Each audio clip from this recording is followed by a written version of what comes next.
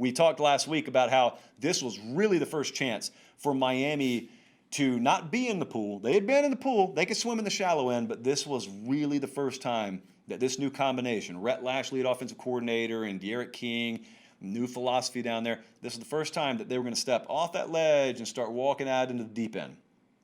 And once that cliff goes down further and further and further, you can't touch the bottom anymore, and that's when you find out if you can swim. And Miami couldn't swim last night. Not against Clemson. They couldn't. Losing's not the worst part here. I mean, they were a double-digit underdog.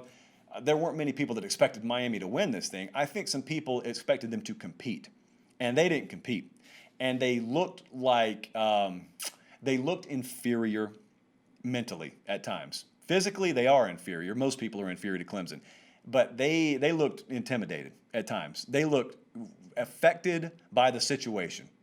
I'm trying to put it in as politically correct terms as I can. You Miami fans have not been as kind to your team today, nor should you. I mean, you guys are fully invested. You saw what I saw.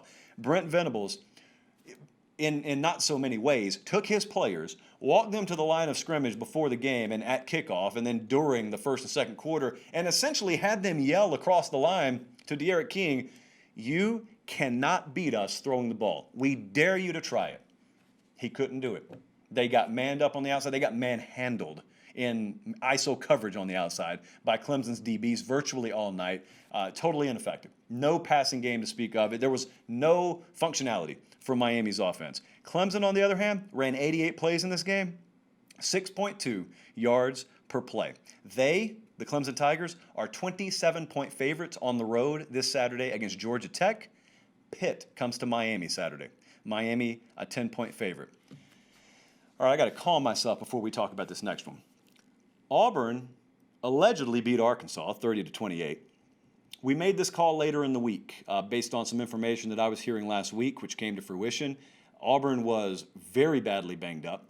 Auburn was very sideways internally, didn't feel good about them. I thought they were in danger of losing the game outright. I gave out Arkansas plus the points.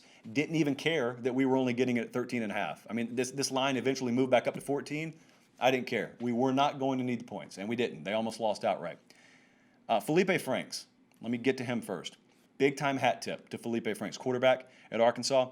In a monsoon, Noah would have looked at Auburn yesterday and said, "I'll pass on that." It was pouring down rain at Jordan-Hare Stadium. 22 of 30 for 318 yards, 4 touchdowns, and no picks. That was Felipe Franks, vagabond quarterback that showed up on the doorstep at Fayetteville. Yeah, that Felipe Franks. Maybe he just needs it to rain more. Tank Bigsby. Now, this on Auburn side is really good news. Tank Bigsby is a guy I covered at Callaway High School down in Georgia. He carried Auburn, man. I mean, that ground game, they needed every one of these yards. 20 carries, 146 yards yesterday. So he's a true freshman. He's the best back they have right now. Arkansas had a win taken away from them. I want to pay close attention to what I'm saying now. Sometimes a bad call goes against you, and it's midway through the third quarter, and you look back and say, man, that one may have cost us. Well, it didn't help you, that's for sure.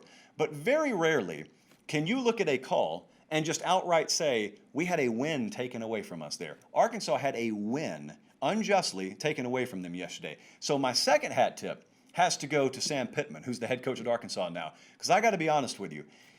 If what happened to his team yesterday happened to me, I'd probably still be in jail. I'd be in a Lee County holding facility right now instead of on a plane going back home to Arkansas. I don't know how he maintained his composure. To think about the hours that you invest and to think about all you've had to overcome at Arkansas to even get a viable product on the field this year. And to watch if you're not familiar with what happened, you can go back and watch the replay. But essentially what happened is time was winding down. Auburn's driving. They're down 1 point. Arkansas's winning. It's not tied. Arkansas's winning. And there was an attempt to spike the ball to stop the clock and set up a game-winning field goal. And because the snap was fumbled, Bo Nix, as he's been most of the season, gets really rattled. And he turns around and he spikes the ball. But that's not called a spike when you do it backwards. You know what it's called? It's called a fumble, thus a live ball. But what happened was you had officials who were anticipating instead of reacting. Kind of like if you're in a baseball game, to use another baseball analogy, back in the day when you used to have to throw 4 balls to intentionally walk a batter, about the time you get to ball 2 or ball 3, I mean, you know what's coming next. So an umpire just kind of, ball 3, ball 4, take your base. Well, that's what happened yesterday with these officials. Problem is, something went awry. But because those officials were already anticipating, all right, here we go, he's going to spike it, he's going to spike it. When they saw something resembling a spike, they just blew it dead. Never thinking about the fact that the dude did it backwards. This ball's alive. And Auburn had no timeouts. So Arkansas recovered this football. But even if they didn't recover the ball, which the league claimed they didn't, even if they didn't recover the ball, Auburn recovers that ball. Clock's winding down. There were under 20 seconds to go at the time the play eventually ends, and they were going to have to run out there for a 50-yard field goal with no timeouts. I don't even know if they would have gotten it off. Irrelevant, because the play got blown dead, so you never had a chance to. Oh, and the clock stopped for them. So it was utter garbage to have that happen. And I got to credit Sam Pittman. I don't know how he maintained his composure, but don't anticipate. If you're an official, just react. You got time to react, just react. Kentucky, let's check in. Kentucky played Mississippi State yesterday, and they won 24-2. So let's update you on the SEC's air raid takeover. It's been 3 weeks now since Mississippi State went on the road and took down LSU, which pretty much everyone's having an easy time doing these days, as it turns out.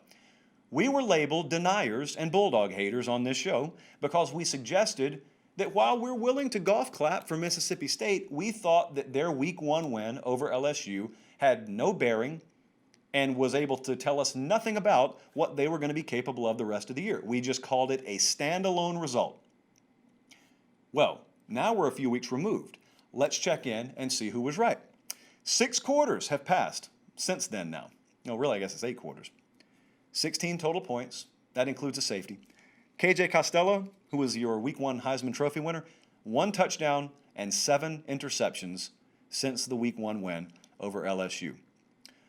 We waited a little bit too late to hand this one out, and I was so mad at myself. I wanted the thing to come back down to 3, and it never did. And I should have given it to you last week because I played it myself, but it doesn't matter what I play because I didn't give it to you. But we could have been 6-1 instead of 5-1 is what I'm saying. There's an interesting game setting up this week. Kentucky goes to Tennessee. Tennessee's a 5-point favorite. 5. Yeah, at home against Kentucky. So let's keep an eye on that. Mike Leach, I will tell you this. I don't have time to talk about it tonight. If you heard some of his comments after the game, he started essentially talking about finding out which players he's going to keep around over there. This is not the first time this dude has said this kind of stuff. He used to say it at Texas Tech. He used to say it at Washington State. The problem is the beats that cover those programs are a fraction of the size of the beats that cover you and the media attention you get in the SEC. Everything you say down here gets magnified.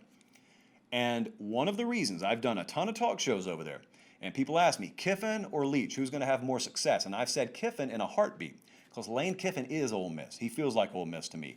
Leach is oil and water. And when you're winning, like if everything happened like it did in Week 1, it'd be okay.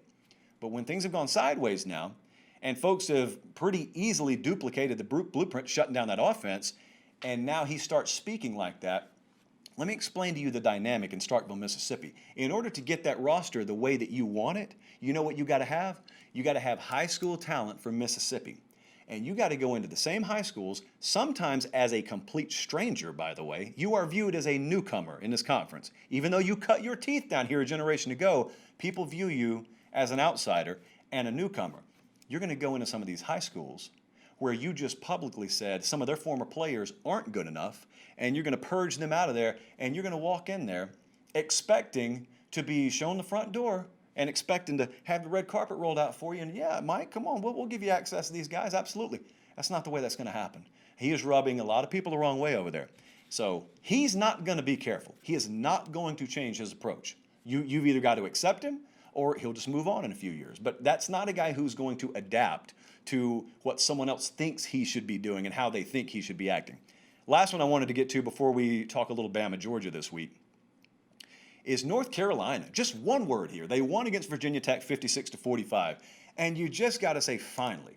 Fine. Everyone was waiting, including myself, for North Carolina to break out offensively. And they did, but it didn't quite come in the way I thought it would. Sam Howell had a pretty good day through the air, definitely better than what he's had so far. But remember, the focus in this thing was on the thus far statistically elite run defense of North Carolina versus the thus far statistically elite rushing offense of Virginia Tech. And whoever won that battle was going to win the game. Virginia Tech ran it for 260. They didn't get shut down, but North Carolina ran it for 400. 400. This is not the metric system. It is 400 yards they ran for. And they did it on 43 carries.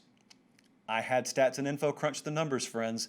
That's good for 9.3 yards per carry. Translation, every time they ran the ball, they essentially got a first down.